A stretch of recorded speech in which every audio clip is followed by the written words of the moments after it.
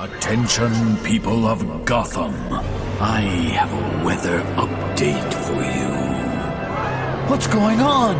Oh no, it's Mr. Freeze and the Riddler! Batman Toxic Chill by The Learning Company and the Imagine Engine, released in 2003. Now in this one you'll be playing a few different mini-games while immersed in a detective story narrative. So the plot is Mr. Freeze has begun to freeze Gotham City like he tries to do every freaking time. But this time he has help from the Riddler. So you as Batman and your furry canine companion Robin must figure out the answer to the Riddler's question. What gets hotter when it gets colder? It appears that the answer is 10 spaces long. You go around Gotham City looking for clues to help decrypt the answer. The minigames are broken up into 3 areas and you'll race around the city in the Batmobile, which looks like a Hot Wheels dinky car.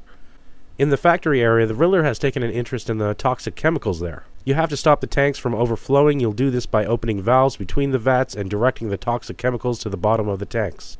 This triggers the emergency shutdown. Occasionally tanks will have holes in them, so you'll have to redirect the flow in other directions. Now this game isn't bad, it's even hectic occasionally, but sometimes you just kind of sit there and stare at the screen waiting for tanks to fill.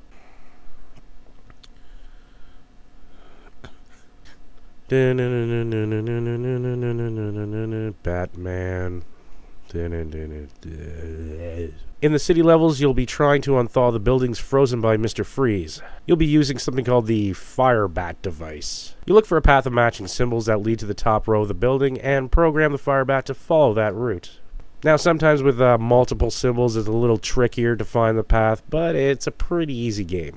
The sewer levels I think I enjoyed the most. Batman has a few of his gadgets for various situations. The Batarang breaks walls down, for example, or he can use his toxic bat darts to knock out villains over and over again.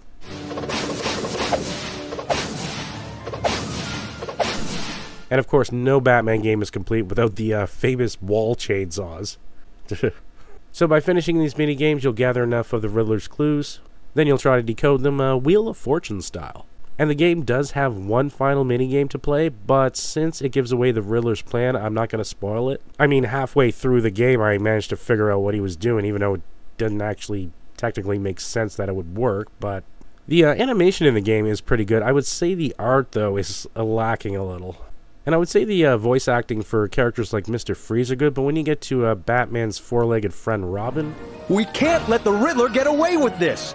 Come on, Batman! Did you see that, Batgirl? Score 1 for the good guys! Yeah! That old Ganon's no match for the king! I'm all geared up to decrypt, decode, and basically de-riddle anything Edward... Great! I can't wait to bomb some Dodongos! Well, I'll just say I give him points for enthusiasm, I suppose. So overall, the minigames aren't very good. It's a very short game, but the whole unraveling the mystery detective story is a little entertaining and probably the game's strongest feature.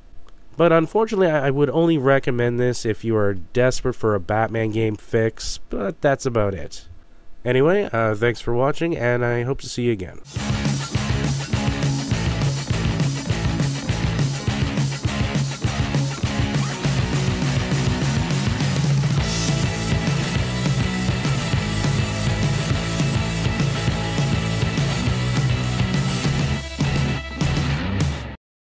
No, it's the small, but you,